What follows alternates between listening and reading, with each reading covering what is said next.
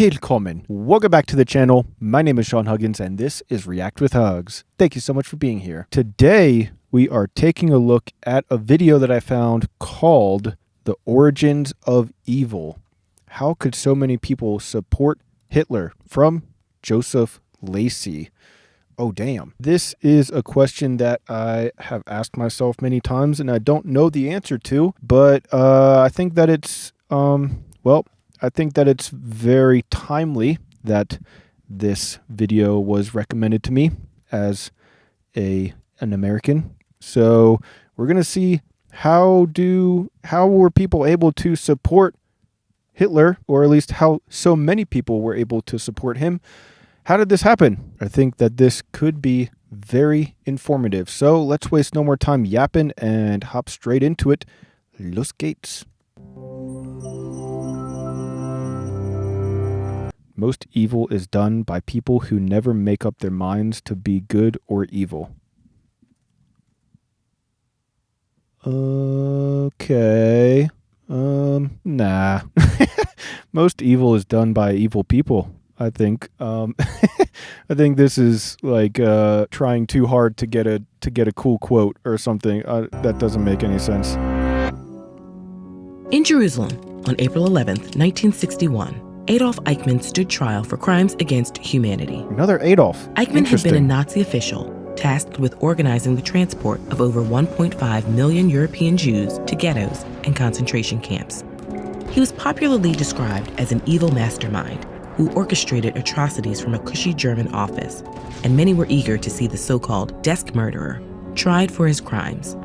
But the squeamish man who took the stand seemed more like a dull bureaucrat than a sadistic killer. The disparity between Eichmann's nature and his actions was unsettling for many viewers. But for philosopher Hannah Arendt, this contradiction inspired a disturbing revelation. Arendt was a German Jew who fled her homeland in 1933 after being briefly imprisoned by the German secret police. Damn.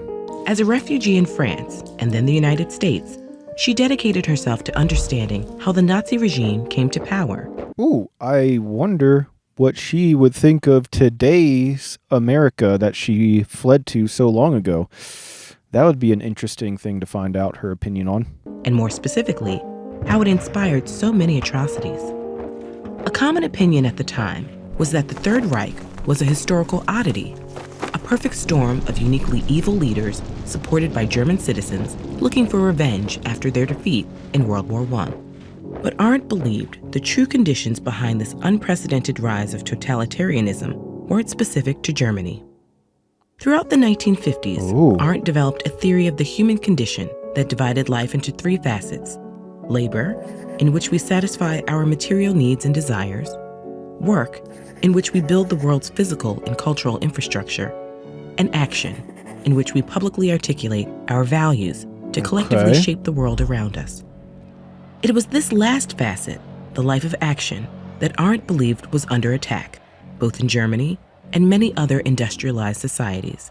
She saw modernity as an age ruled by labor, where individuals mainly appear in the social world to produce and consume goods and services rather than share ideas and shape communities. Well, that's a good point. I mean, that's hard to argue with.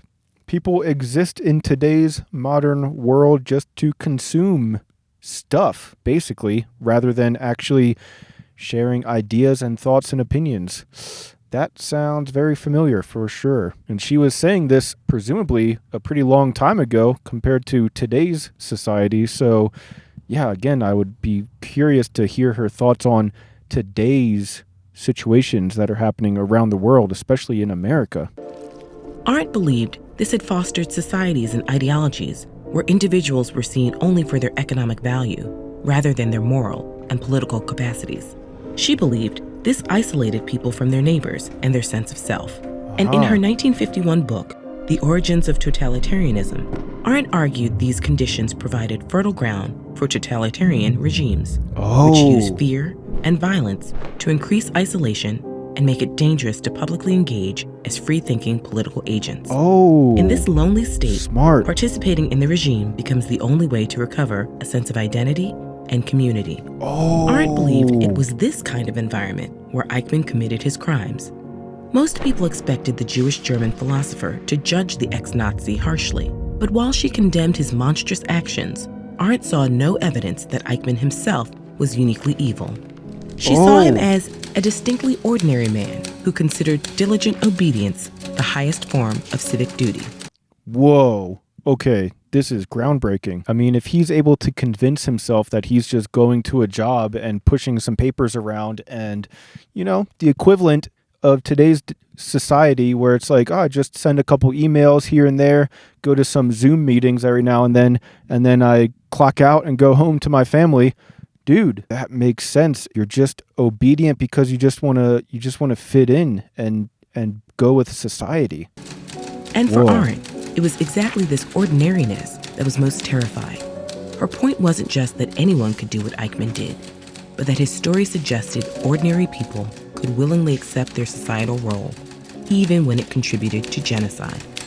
Arendt called this phenomenon the banality of evil, and warned that it can emerge whenever society inhibits our ability to think, or more specifically, to question our beliefs and actions in a self-reflective internal dialogue. Whoa, dude. There's a lot of people that are very much against thinking in today's society, for sure. Very much against education, very much against thinking, very much against criticizing anything or even just questioning anything. Yeah, I mean, things are starting to make sense for me right now. Arendt believed this kind of thinking is the only way to confront moral problems, and that our responsibility to self-reflect is especially important when independent thought is threatened. She acknowledged that critical thinking in oppressive spaces is a defiant act that requires personal courage, but it must be done regardless, which is why Arendt still held Eichmann accountable.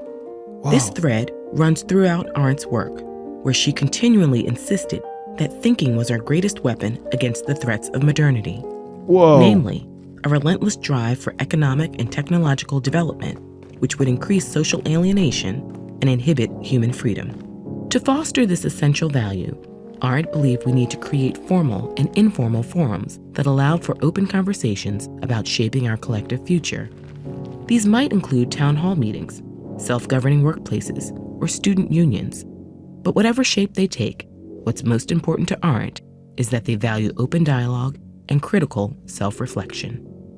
I think that in theory, this is a good idea.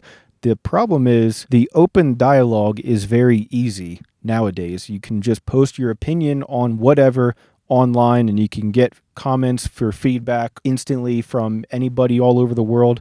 Getting your opinion on things and your ideas on things out there and talking about them is very easy, but I think what people are very, very much lacking is critical self-reflection part, because you can think and believe certain things, but then if you lack the ability for critical self-reflection, you can't see the mistakes that you're making or the lies that you have fallen for or any number of different things. If you don't self-reflect at all and you just believe whatever it is you want to believe without even giving it a second thought, then you're just talking. You're just sharing your opinion. You're not actually reflecting. I think that is the critical thing that's missing nowadays. People are too quick to share their opinions on things and they don't do any actual critical thinking about what they're talking about or look at things in a logical way. They just want to spread whatever they want to believe and they don't even think critically about themselves. This is interesting stuff here. Either way, wow, very interesting video. Stuff that I wouldn't have thought about because I'm stupid.